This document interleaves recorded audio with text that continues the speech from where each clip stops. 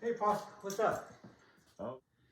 Just found an article that there may be up to 5 Spanish gold mines that have been lost to time in the Sandias. You want to help me go find them? Yeah, let's go. I'm ready. Not quite what I had in mind.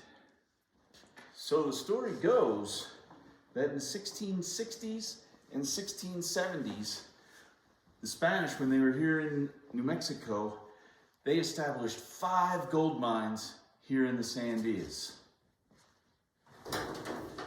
The legend says that 12 mule loads of gold were hauled out of the Sandias.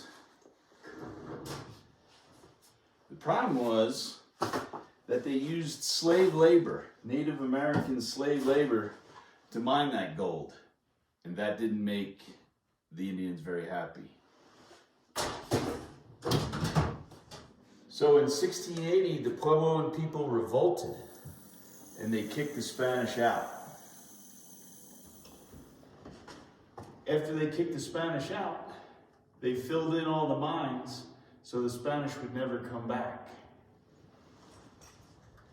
So according to the legend, they're still out there hidden.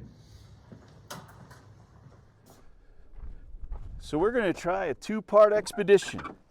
Part 1 will be a hike to an abandoned mine that I know.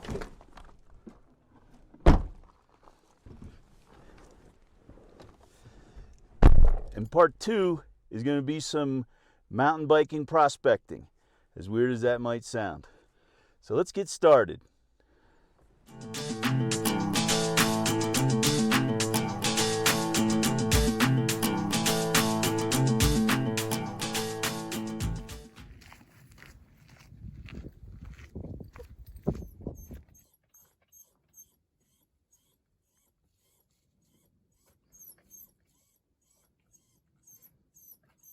So we found the mine. I really honestly don't know what was mined out of here, but we are going to take a little sample from the tailings pile.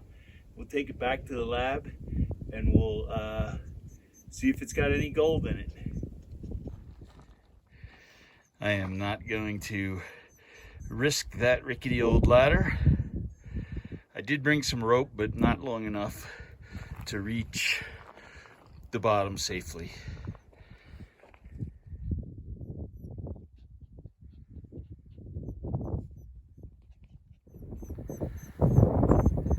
Just came across this pit right here. It's not a natural way that things would erode, so this is probably likely also a mine that we missed on the way up.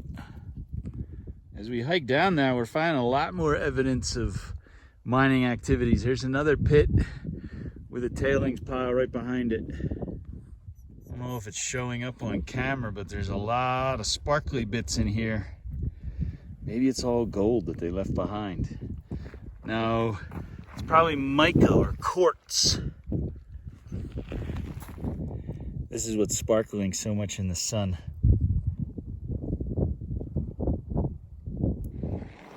When I got back to the lab and panned that sample from that tailings pile at the mine, it didn't have any gold. But hope is not lost. We're gonna go out on a little mountain bike ride and take a few more samples from arroyos coming off the mountain and see if we can strike it rich.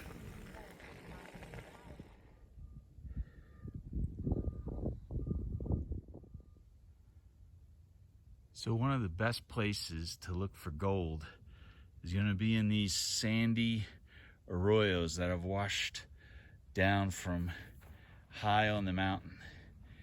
And one of the more interesting things that we can look for is this black stuff. Let me show you what that is. So this black stuff in the sand here is actually iron.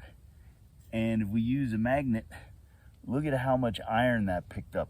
The reason that's a good sign is the iron is often heavier and that is settling out. If iron is settling out, perhaps gold is settling out too. But I am going to do just a little bit of panning I'm not gonna do a lot of panning because I'm out here on a bike ride and don't have a whole lot of water. One thing I can do to conserve water is get a lot of that iron out.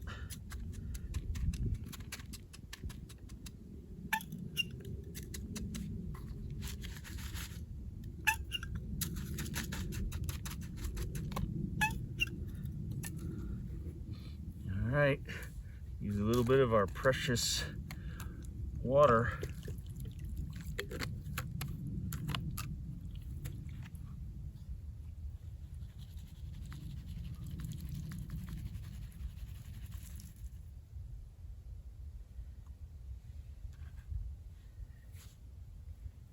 You know, I think we might have something. Hang on a sec. But right, let me see here. Right in along here, I'm gonna bring you in real close.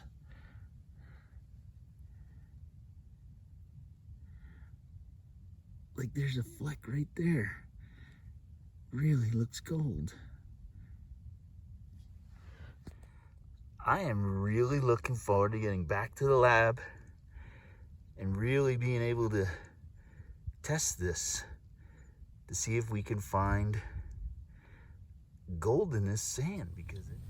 So despite the fact that I think I should be filling out my retirement papers, we're just going to take samples, mark them on the GPS, and take them back to the lab.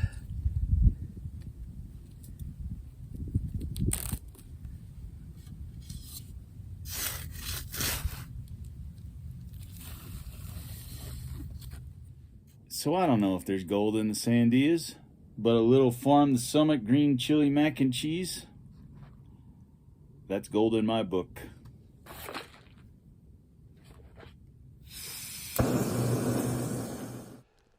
So it occurred to me yesterday that we did all of our prospecting on the west side of the Sandias, and there's actually a good reason for that. That's where all that granite and older rock is, and we would expect the gold to come really more off of that older rock. But I thought it would be a good idea to take a sample from the east side of the mountains, and we have the same sort of situation here.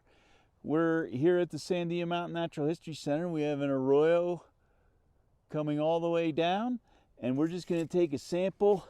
Our fourth sample will be from right here in the bottom of this arroyo. All right, well, we got our three samples. Sample 1, 2, and 3. These are from the west side of the mountains. And then we have our fourth sample from right here at the Sandias. We're going to see if we find any gold.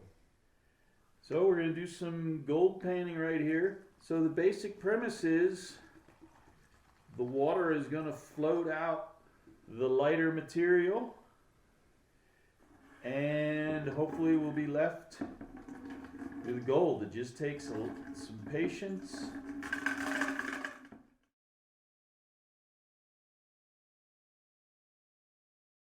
We got a little bit of gold fever and forgot to check the batteries in our microphones and didn't get any sound for this section of the video. But we weren't very lucky on our first two samples, but on the third sample, things started to turn around.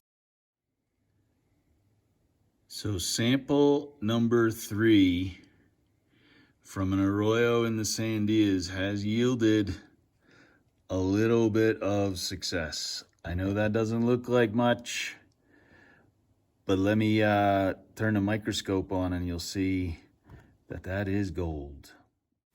So these are two tiny little specks of gold that are barely the size of the point of a pencil. But it is gold, and it is proof that maybe those Spanish guys were on to something. Who knows? Was it 12 mules worth? I kind of doubt it. So sample 4 is from here. Who knows? Maybe we'll be as successful as we were from stuff on the other side of the mountain. So we'll look at... Oh! I think Toby was playing with me. I don't think that's actual gold. Good one, Toby. All right, let's do some panning. So the rock and all on this side of the mountain is going to be more comprised, at least on the surface, of limestone and sandstone. And that's not usually the best rock for finding gold, but you never know. But you may wonder where the gold comes from. It's actually when stars explode is when the gold is produced. It's called supernova nucleosynthesis. If you can spell that correctly in the comments, you get an extra gold star. But that's how the gold is produced, and then it reaches the earth in meteorites. So all of the gold ever found on Earth is actually theorized to come from outer space, believe it or not. That seems hard to believe.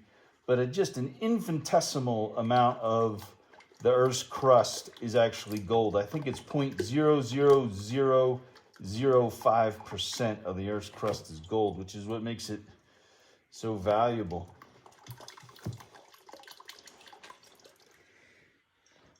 So that was a fun little experiment and adventure. So is the legend about Spanish gold in the Sandias true?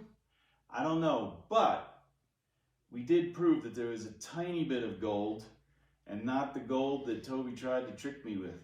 So all the gold we found was on the west side of the mountains. We didn't find any here on the east side, but who knows? Maybe if you go out and explore, you'll find yourself your retirement fund. Thanks for watching, and we will catch you on the next one.